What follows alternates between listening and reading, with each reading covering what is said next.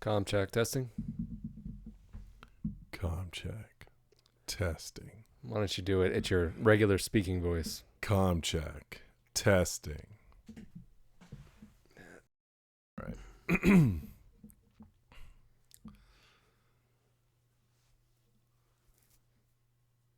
You know it. I know it. Even Belana Torres knows it. It's a redo, a copy, a been there, done that. Voyager did this one, and that is that. I wish there was more to say beyond my utter dismay. This episode is a total copy-paste, which would seem to be in bad taste. One step forward, one step back. It's like this show is run by a goddamn hack. I'm Justin. I'm Josh. And this is From There to Here. And today's episode, we are looking at Season 3, Episode 16, Doctor's Orders. And according to the IMDb, the description is, while in command of Enterprise because the entire crew is in a coma, Dr. Phlox starts hearing some strange sounds. That's it. What about the rating? The rating. Well, are you going to guess? Well, I'm going to say that this is rated in the between 7 and 8. I'm going to say high 7.8. 7.8. I'm going to say, I would agree with you. I'm going to say 7.5. Okay. I think it's going to get knocks, although I don't have any way to prove it, for being a copy-paste episode. Okay. Okay. So what is it? 7.4. Oh, lower than I had imagined. Interesting. Well, in terms of production tidbits, not much on this episode. What you can already figure out from just simply watching the credits is that this was written by, and it was co-executive produced by Chris Black. And it was directed by Roxanne Dawson. Who wrote it? Do you know? Yeah, Chris Black. That's what I said, isn't it? Did he write the Voyager episode as well? I'm just curious. I don't know. There's no information on that. Maybe that's something we should have looked up. Maybe you can look that up while I read this. I will. Well, look it up fast because there's not a lot of production involved. Do you remember what season that was? One. I think that's probably season 5 or 6, I would imagine. So this was the 8th time she had directed an episode of Enterprise. How about that? 8th time. Oh, all right. 9 times. 9 times. No, not yet. 8 and times. It's 1, right? I believe it is, yes. It says Billingsley, and Blaylock were the only two actors on set. Say that 3 times fast. Billingsley and Billingsley and Blaylock. I can't even say it once. Billingsley and Blaylock were they were the only two actors on set for all 7 days of filming. And they also filmed did you know that they filmed the episode in front of cameras? No. The episode did you know that they also used lights and they were on a set? It was filmed before that was cameras. that was the other piece of production info here. Apparently there was a director, there was a best boy grip as well. There was something that one person said, one of the critics said, I thought was interesting. If I can find where it was. Okay, so let's see. Star Trek Magazine rated Doctor's Orders 1 out of 5. Ooh. And named it the worst episode of the season. Wow, that's a bit harsh, don't you think? Yeah. So, despite the heavy presence of Porthos, so this person's just a dog person, that's all. As he alone could not save this episode. Well, that's come on now. Even a copy-paste episode isn't. I mean, we're not talking. Trying to think of a bad episode now. We're not talking Terra Nova here. Right. Come on. Yeah. So James Whitbrook of IO9, I suppose that's some kind of geek website, described this episode as a worse version of the Star Trek Voyager episode 1. There we go. That is brought up. I just found it. Okay. It's season 4, by the way. So I was searching 5, 6, 7. Oh, it is. It's earlier than I thought. Yeah. Okay. Yeah. So it's listed as a lesser version of 1. Yes. Okay. I don't know. I find them to be rather comparable. And I think Phlox is funnier than 7 of 9 has ever tried to be. So, I mean, at least the actor is a little bit more. On the IMDb, comedy. the Laugh Worker? Jerry Taylor, Brian Fuller are listed as the writers for it. I see. Anyway. Well, one person said it was an interesting character study. As bottle shows go, it's a beautifully done, satisfying episode and a nice break from the Xindi action storyline while still moving the ship forward on its quest. It is rather removed from the Xindi storyline, but well, shocking. Shocking, yeah. That's never happened I before. wish I could say that was a departure for this season, Yeah, but that's pretty much that par was for an the course. anomaly. Yeah. Or a phenomenon. No, but candidly I speaking, couldn't hear the alarms because I was working out so hard. I know. I was thinking, at first I couldn't tell because I was working out so hard, but yeah, I love that line. That's funny. I was thinking about that yesterday. That same line. It's so weird. That one has always stuck with me. Just like that. It's like, are they trying to be funny? I never could quite figure it out. No, I don't think so. Just like because they do try at humor in that episode, and I wasn't sure if that was deliberate. I don't think that was deliberate, but also that's the only time in all of Voyager that I can think of where they ever use the phrase "aboard ship."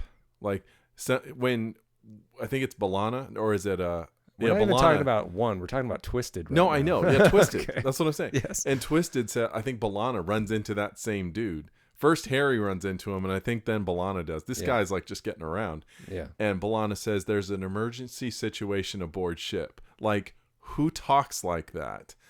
And that was the only time it was ever phrased. She would just say like on that. board. Yeah, on board. Yeah, and then I think It is a bit formal sounding. You might write it that way, but you probably wouldn't say it that way. Yeah, and Yes. I forget what episode. I think might have been maybe Deep Space Nine, where someone used that phrase, but it was once. It was like it was an offhanded remark, but it was never said again. It's just such an awkward phrase to me. Maybe I don't find it as awkward as you do. I maybe find it awkward's the wrong word. Well, I think the way I phrased it made sense to me. At least it sounds formal, as in something you would Yes. write, not speak. Yeah, that's fair.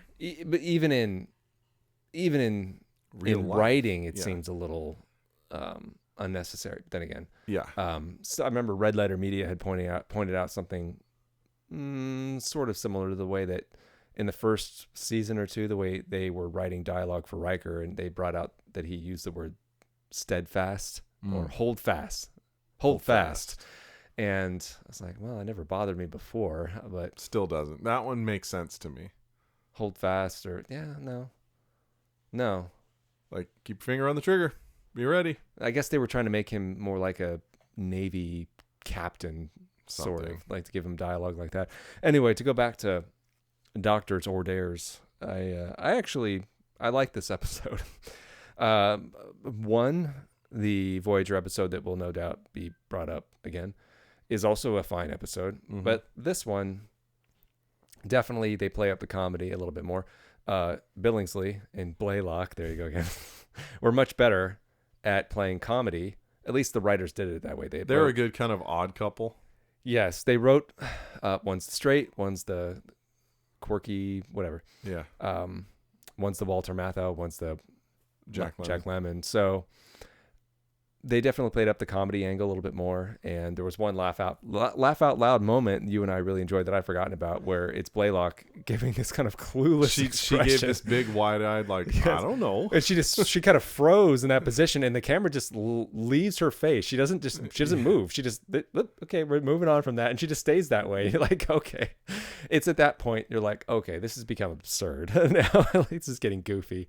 Sometime after that, she did another good one. It wasn't as good as that one. No. But it's when she was kneeling down on the little step at the warp core thing, and he goes, go do the thing, and she kind of gives this half-ass point over there. The way she also does. The doctor asked her as he's walking to another panel, like, configure the such and such, and she's like, and you see her like not know what to do, and then you see her crouch down, and she's like, psst, psst, hey doctor. And she points over. Psst, psst, psst. I don't know what I'm doing. Okay. Clearly, none of this is actually happening right now. Well, I mean, it's obvious from the get-go, of course.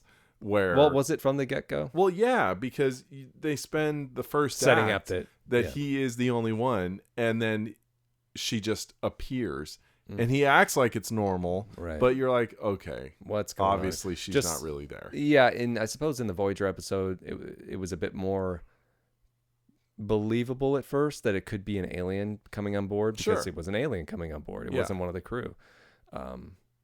But didn't she? No, she hallucinated. She saw members of the crew as well wake up and walk around or something like that, I think.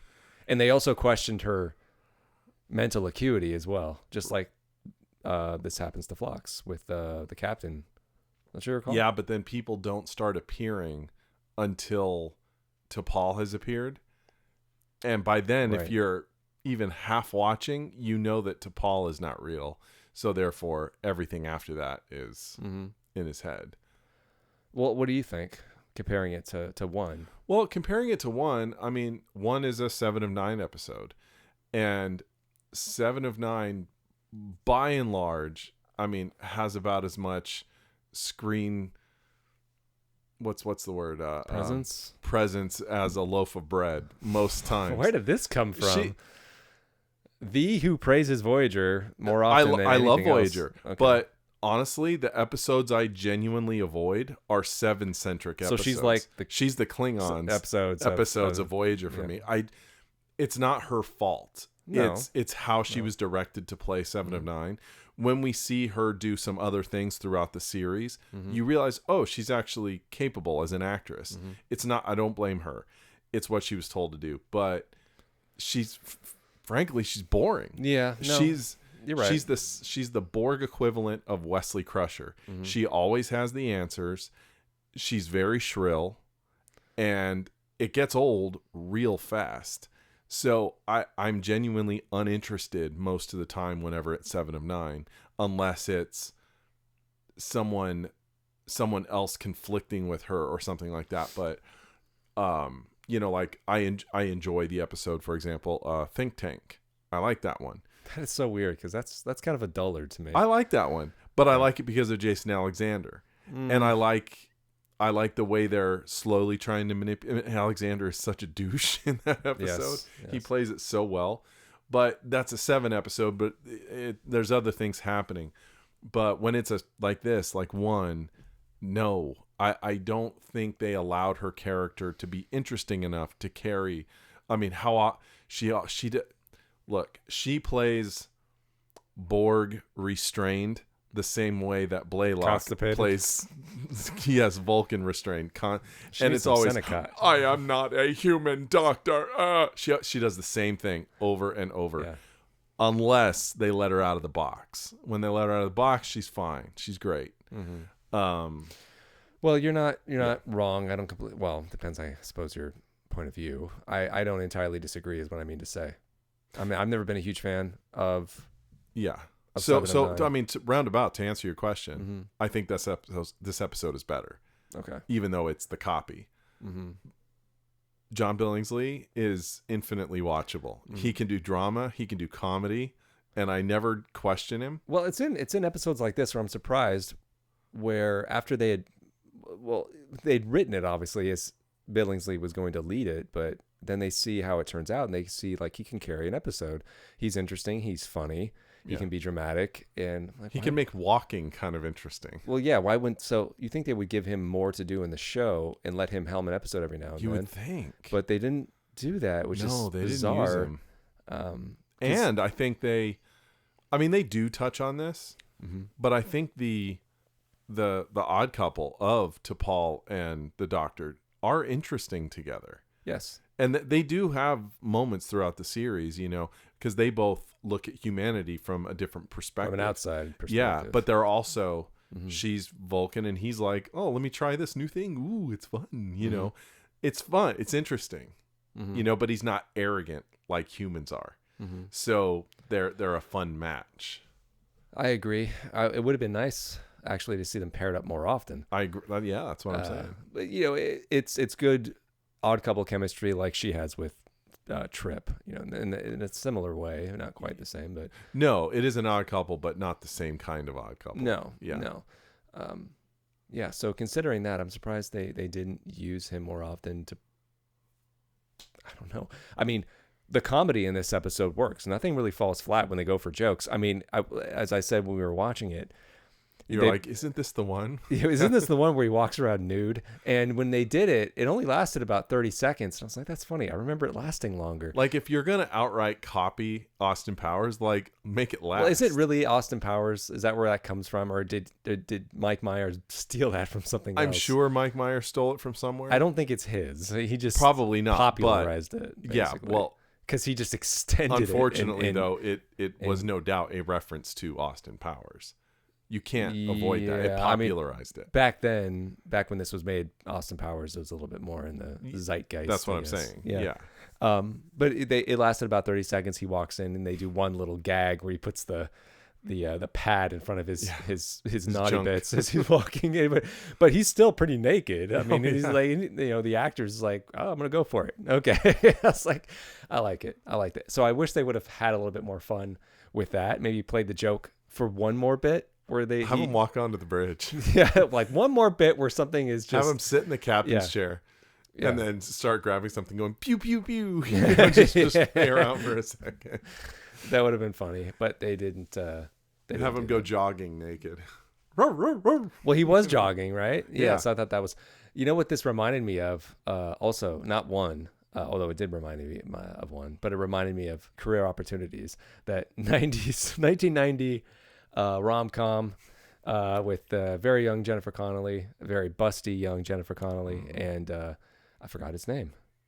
Oh my God. I can't remember his name. Frank Whaley. Frank Whaley.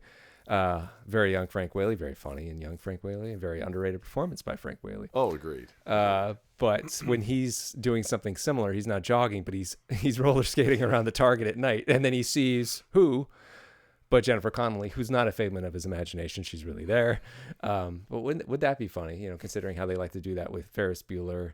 Like what if what if Ferris is part of Cameron's imagination? Yeah. I was thinking, actually. Do you think the internet's going to apply that logic to Career Opportunities? What if the whole movie is just inside Frank Whaley's head? Could be. I was actually even thinking that since we know that T'Pol is in his head, like they should have done like one frame flashes like in Fight Club. Oh yeah, to where tell she us, blips in there, bloop, and you're like, that would have been hilarious, man. They should have just gone for broke, man. Yeah, that would have been funny. And then in the end, like in Fight Club, Phlox has to shoot himself in the head. Yeah. Where were you going? Oh, I was just gonna say, I remembered in one that Paris is the one that sneaks out, like wakes up and crawls out of his tube, and they find him. Yeah. And I literally could not remember. Wait, does Trip do that too? Like, this is such a copy. In my brain, I thought, oh, Trip's gonna be the Paris in this one. He's gonna do that. But no, it didn't happen. Mm-mm. No, I mean it was. At least Voyager got those cool. Well, Trip was there for a moment in engineering. Yeah, but no, like he didn't actually wake up and go. No, that was Hoshi when she turned into I don't know, what's the face? Yeah. She looked like I haven't even seen the movie, but that one with the girls like is in a TV or something. The Ring? The Ring. Yeah. Oh, yeah, I suppose a little bit. I was like, it was actually pretty good, like horror effects on her. No, it looked pretty good. She looked pretty gruesome. The girl in the TV. Yeah, the TV she with crawls the thing. out of it. Yeah. Phlox even name drops The Exorcist. He does. Normally, they only reference like. Oh, and they were watching another movie. You said it was called. I think it was Court Jester. The Court Jester. Yeah, with Danny Kaye. The Chalice in the Palace. Chalice in the Palace, and the Palace in the with Malice. With Malice. And that was even and one of the girl. There was two women in that scene. Mm-hmm. The other one of them, I don't know. The other one was the mom from Mary Poppins. Oh, so if they're gonna go ahead with this copy paste, which they must have been aware of course. Why not, like we said the last time they copy pasted something, to just open it up, try something new with it? I mean, why copy the whole thing kind of outright? Just, I mean, basically, do they consider it to be too much work? Like, oh, we got it all laid out, we'll just kind of change the specifics here. We'll just use the same structure exactly. I was like, well, how fun is that? I agree. It's kind of like how they should have. Once they discovered, like, Blaylock appears, what, halfway? Well, no. A little more? A little less than halfway, Okay. I think. As soon as she starts, to me, the episode picked up steam, I would say, at about the halfway point when T'Pol is just being aloof to outright being like incompetent, like she doesn't know what anything is. That, to me, is where the episode comes to life. Yeah. And you embrace that. Yeah. Like we said, embrace the duo and have her just be that way the whole time. Have her make up a reason. Oh, she can't be put under, she won't stay under for whatever reason, and her brain is being affected by the thing. Have her be there with him for real. But she is the same way. In terms of like a writer's room idea, do you think it would be best to rewrite the episode? I just mentioned rewriting it in a particular way, but in a way that wouldn't allude so much to the fact that she isn't there. Like, if it actually starts off with Phlox mentioning in his log, oh, well, I won't be completely alone, so we're not so tipped off. And then we see her right from the beginning. Well, I'm making I'm making the suggestion that just have her be awake. Just actually, no. Okay. Have her really be there, but have Phlox be just like he sort of was later towards the episode. He realized his mind was being affected. Yeah. Turns out hers is too. Yeah. And well, that's what we're supposed to believe. Right. But but like do it from like the moment, like she can't be put to sleep for whatever reason, and we know that she's gonna. It's nothing that's not going to be fixable, but she's going to basically go dumb on us. She's going to turn into Simple Jack. She's going to be Simple Jack for a while and just jump into it. Because once they realize that Blaylock could do this, that she's got really good timing and she's funny, she's good with physical humor, run with it, have a ball, and just one was played as a drama, mystery, whatever. Don't even bother. Just have it be fun. Have it be fun. Have her constantly about to open a space door or something. What's out there, Doctor? Yeah, that would be. Yeah. Yeah, I mean, why not really have a character study? Like whoever on the internet said when I was reading Wikipedia. Have a full-out character study. If you're going to pause the Xindi arc like this. I mean, we did see an insectoid, but I don't think that counts. No. It wasn't even a real insectoid. It was part of his imagination. Yeah. If you're going to pause it like this, then why not really do that? Because, I mean, how else can you explain this episode other than filler? It's not bad filler. I find it entertaining filler. Entertaining, yes, but filler nonetheless. Yes, but filler. So if they're going to do that, why not really do that? Didn't we even say this a couple episodes back? Why can't they? Oh, yeah. It was the Archer episode in the shuttle. If you know that none of this is going to count, it's essentially recessed. Have a lot of fun with it. Is that stratagem? Yes. Have things go wrong, but in a funny way. Yeah, enjoy, not necessarily funny, but just roll with it. Have fun. Yeah. Enjoy it. And the only reason the other guy figured it out is because they didn't pay their cable bill and the TV went fuzzy. That's it. Oops. I guess that's what we get when you don't buy a name brand plasma screen. Anyway. I think that would have been better, but why didn't the writers have the idea to have both the Xindi arc and this one copy paste episode dovetail into each other? Why not layer in little bits of, you see what I'm saying? Why not just have it still be Xindi is still there. The Xindi plot line is still there and it's worked into what they're doing. Not just we have to go into this nebula because it's on our way to the spheres or wherever it is they're going to find the proving ground, or what the hell? Where are they going? I can't remember. I don't know. I know they're going to run into. They're trying to get the thing with the thing. Yeah. They're trying to get the compound, the weapon. They're trying to get the weapon. There you go. That's where they're going. But it's all basically irrelevant. Just like when they're explaining at the top of the episode, when they explain where, my mind just kind of just turns off because I realize how irrelevant it is because they're just setting up the episode when they're standing around there. We don't know what to call that place in the bridge in the back. We've talked about this. What is that called? It's not, they don't have a conference room, sit rep room, but like Voyager and whatever. They have briefing rooms. Yeah. Briefing room. They have this back area of the bridge. I think they do call it the situation room or something like that. Situation area? It's not a separate room. Yeah, I think it's something. The situation enclave? Like they do refer to it as something, but so rarely. Obviously. Situation nook. Yeah. Something like that. I forgot where I was going with that. If they would just... what the hell? What was I saying? I have no idea. There's something about them talking about something there. I can't remember. Oh, it's all gone. You totally got distracted because I didn't know what to call that place. If only they would have done something specific there, whatever that was, but they didn't do it. Oh, well. That thought's gone.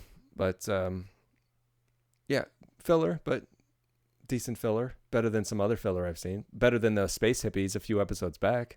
You remember that? Yes. That was boring. Yes. That was very boring. Yes. I don't remember anything about that episode other than the guy had a ponytail. Yes. And I was like, should you be teaching a community college course somewhere? I was like, what's going on? Outside, sitting by a tree. Isn't that where you belong? Was there anything else about this episode you wanted to highlight? Honestly, highlight really just, again, Blaylock. It's a shame they didn't use her comedic chops more often. Mm-hmm. And I do think they missed an opportunity in letting her get to that place sooner, and just have fun.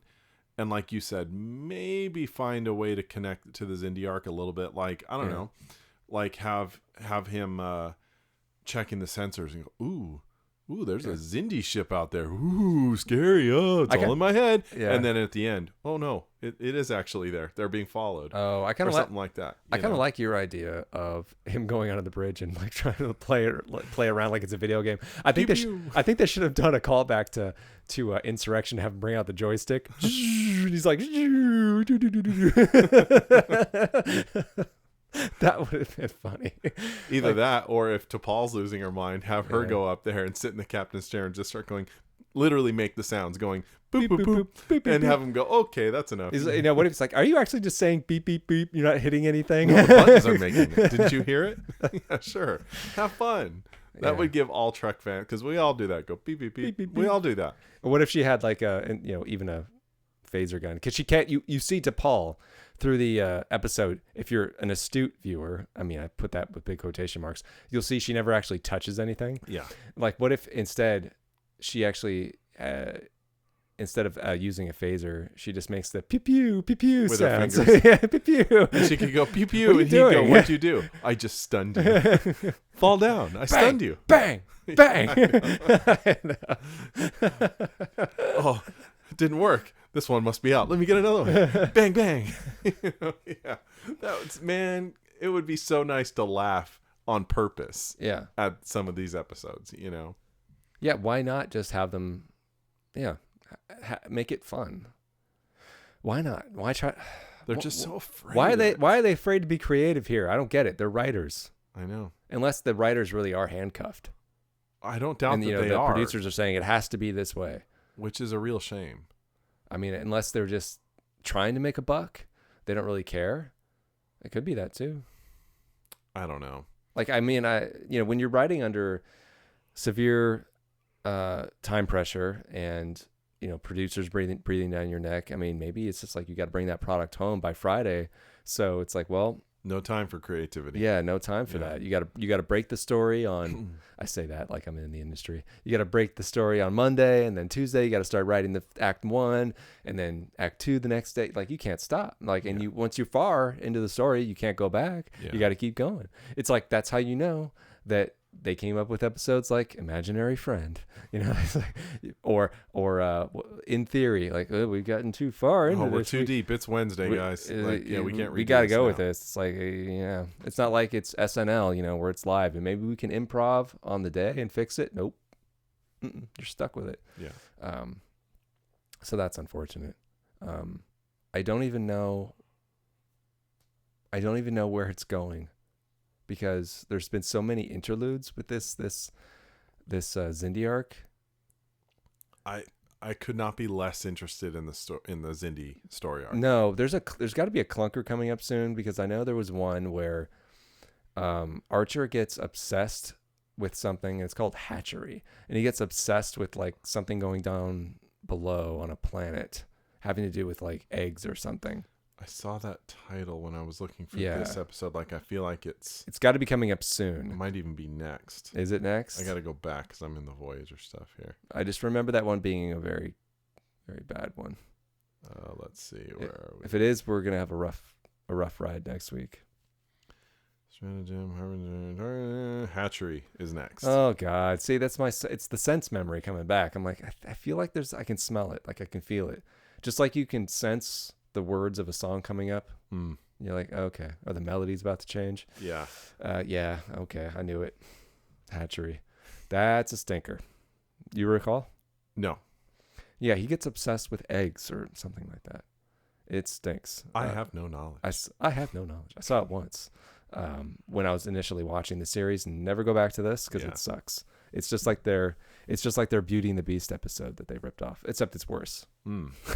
Well, we're gonna find out. Making me really look forward to this one. I know. Is there anything else we could do, like specifically, to better shape this episode? I mean, we brought in some generalities.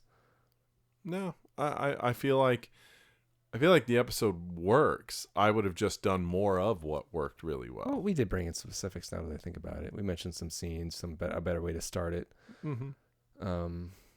Yeah. I mean, it's sad because it's 20 years after the fact, and nothing you can do about it now. No. I don't know. It's got to be, it's got to be a result of 20 years removed from what entertainment was like, because we've had 20 years of watching other things, different TV landscape, and then we go back and watch something that seems very quaint in comparison. I think you're being very generous, because we go back to Voyager, Deep Space Nine, TNG, and we don't have these same thoughts. But we've had this argument before. There's nostalgic anchors there for us. I get it. This one does not have that same thing. But you know what, though? I would say that TNG has a nostalgia factor to us, although I do think TNG is a well-done show. And even Deep Space Nine to a slightly lesser degree as far as nostalgia. But Voyager, I was an adult when Voyager was airing and concluding. So I don't have the nostalgia factor for Voyager that I do for TNG. It is different. Like, I was in high school when TNG was doing its thing. And Voyager, I was in my, I don't remember when it started. I just remember I was in my early to mid 20s when it ended. I know that. So it was different. And even then, I had started checking out. Like, I wasn't watching every episode as it came out. Even Deep Space Nine, like, for a little while, we kind of fell out. It wasn't because we weren't liking the show. It had, we all know DS9 had kind of a TNG roughish start. Yes. And it found its legs later. But DS9 for me, it started a little weak sauce. Yeah. And then my age came into as a factor to where I was doing other things. It's not that I didn't like Star Trek. I was just busy. And so even Deep Space Nine, I would argue, does not have the nostalgia factor. TNG, 100%. Yes. But I still stand by TNG as a well-written show. But DS9 and Voyager, I don't have the nostalgia factor. So, but I can go back and watch those. However, I've been on a kick recently going back to watch the first couple seasons of Deep Space Nine. And there's clunkers in there. Oh, yeah. Oh, yeah. And there's decent ones, too. I am the Dal'Rok. Isn't that what he says? Yeah. Alan Moraine. And well, I disagree about that one. I like Alan Moraine. We like Move Along Home. Move Along Home. We're the only ones. I know. Please. But it's different. Like, even at its somewhat not great moments, at least it felt like Star Trek. You know, it felt like TNG in a Deep Space Nine setting, which did not work. No. But Enterprise is different. Man, when they hit low, it's just freaking boring. You know, No, Move Along Home. I don't care what you say. It's bland. Is that Move Along Home? No, Enterprise. Yeah, Enterprise is just bland. Move Along Home. You may not like it, but it is not bland. Mm-hmm. They're singing, they're jumping, they're doing hopscotch dances. Come on. Quark is pleading. That is not a boring episode. You may not think it's good, but it's not bland. Mm-hmm. Neither is what people say arguably is one of the worst Deep Space Nine episodes, the Sluggo Cola episode. Yeah. You may not like it, but it's not bland. No. So that is truly, in my opinion, Enterprise's biggest sin. It's utter blandness. Yeah, it's very strange. It's kind of like I was thinking of it compared to like food, where it's like this kind of sterile, like it's like freeze-dried food, tasteless, like a rice cracker. It'll fill you up if you eat enough of it, but it's kind of it doesn't have any there's no nutritional flavor. value. No, there's no flavor to it. It's just kind of like, oh well, that's all there is. That's all there is. Yeah. Yeah. Sorry.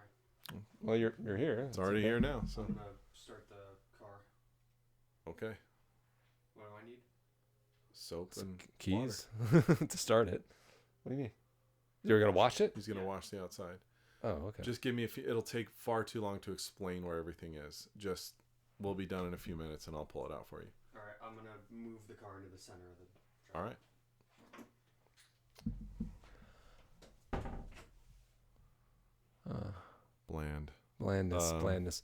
Blandness. Oh yeah, rice cracker. Yeah. So if only they would have maybe thrown in some spice here and there, man. I mean, come on, what's the harm? There's a few glimmers of hope here and there, but they're so fleeting. Yeah. It really is depressing. I mean, I'm really hoping that by the time season 4 starts, like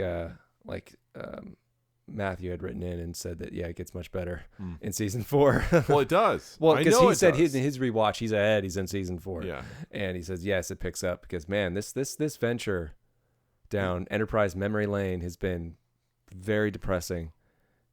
Very depressing because it's like, I don't think I want to watch Enterprise much after this again. I don't think I will. No. I've told maybe you this a few before. select episodes here and there, but Yeah. I mean, but like I could really. squeeze them all onto, one season worth of episodes that I enjoy. It's almost You like, know. Have you ever had that feeling where when you watch something that you hadn't seen when you hadn't seen since you were a kid, right? And your memory of it as a kid is like, oh, that was the best thing ever. And then you watch it as an adult, you're like, what the hell was I thinking? Well, there was a time when we awful. liked Mac and Me, where we thought it was a good movie. Yeah, that's true. We weren't the only. Well, we were easily fooled. I mean, it had an alien in there. It had Coca-Cola. It had McDonald's. I mean, yeah. I mean, kids are stupid. And I'm proof of that. I grew up to be a stupid adult. Yeah. So something similar where it does not hold up. You're like, what was I thinking? I think our memory holds on to the good elements. Maybe. Like there's really nothing wrong with the cast. The cast is good. They do not give them chances to shine. Well, what I was bringing up earlier when we were talking about when I had said maybe it has something to do with the fact that we're 20 years removed, and you went into your story about that. And what I was going to connect that with was, well, look how things have changed. And people's attention spans have no doubt gotten shorter. And not only that, but the entertainment is actually just so much more vibrant, brighter and punchier and quicker. Yeah. Like where this would feel like a rice cake now. Yeah. Is that the reason? Well, I mean, I still come back to, Voyager doesn't feel like a rice cake. It was they made choices and they were wrong. They made wrong choices. Their characters have moments of interest, but are often bland. The stories are bland. Visually, you cannot escape the blandness look of the show. Mm-hmm. It's bland city, man.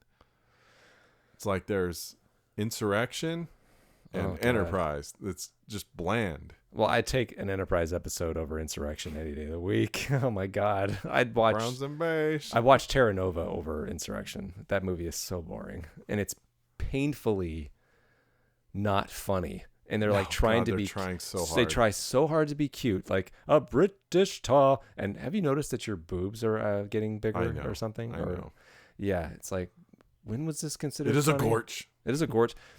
That moment's slightly funny. Like if you bring the stakes lower and you put that in a TNG episode, sure, fine. But I mean, oh God. I mean, at least Imaginary Friend wasn't a feature film. I mean, go with that. Oh God. At least, Clara was the real girl, right? What was the names? Yeah, Isabella was the Isabella. friend. At least Isabella fucked people up. Like she straight through. She was like Chucky. Yeah, she was kind of mean and scary. There was something. Yeah, she threw Troy into the wall. Yeah, she screwed her ass up. I mean, she showed her who was boss. And I love the manipulation and the darkness that Isabella brought to that episode. Yeah, and then the real girl, wins her over by saying something. I'll still be your friend. And then Isabella, the girl playing Isabella, smiles in the most creepy way. It's like the Terminator smiling. And you're like, please don't do that again, Isabella. Just tell me you feel happy. I don't want to see it. Yeah, I know. But I mean, that it's part of the episode's charm, you know? Yeah. I mean, I love that, man. When Troy turns around and she sees her, she's all, oh shit. Uh-oh. You see the oh shit look on her face. Yeah. Right before she gets thrown. The girl isn't crazy. Okay. Yeah. And she's like, holy crap. I thought I was a good psychiatrist. She's like, oh, my heart stopped. Apparently not. Yeah. Well, maybe in that respect, Imaginary Friend is more entertaining than watching some select episodes of Enterprise like Terra Nova. Oh, I would make that argument. Well, Imaginary Friend is difficult to rewatch for me. I usually, I'll stop for a moment so I can amuse myself at how bad it is, but it's generally uncomfortable for me to watch because it's so bad. It's just not. It's just I just feel the awkwardness coming from the actors, and I'm like, did they really think this was a good idea? Well, it's funny because I rewatched in like close proximity Imaginary Friend and In Theory. Well, because they're back to back in the. Is that what it is? In the order, is that why? I think they are. Really? If they're not, they're pretty dang close. Okay. And I found Imaginary Friend far more watchable than In Theory. I found that episode. Well, perhaps there's something wrong with you. That was just painful. Like In Theory was just never should have happened. No, I can stomach In Theory. I after I watched it this recent time, I was like, that's it. It's still not, your hair is looking particularly silky tonight. Was I not acting as a solicitous mate? I mean, it's stupid, but if they had toned that down, and I know we're way off subject here. Well, sort of. Generally, we're on the same subject about bland episodes, but if they had toned down the comedic bits with Data and then made that actually part of the episode, I mean the whole episode, maybe then that episode would be more palatable.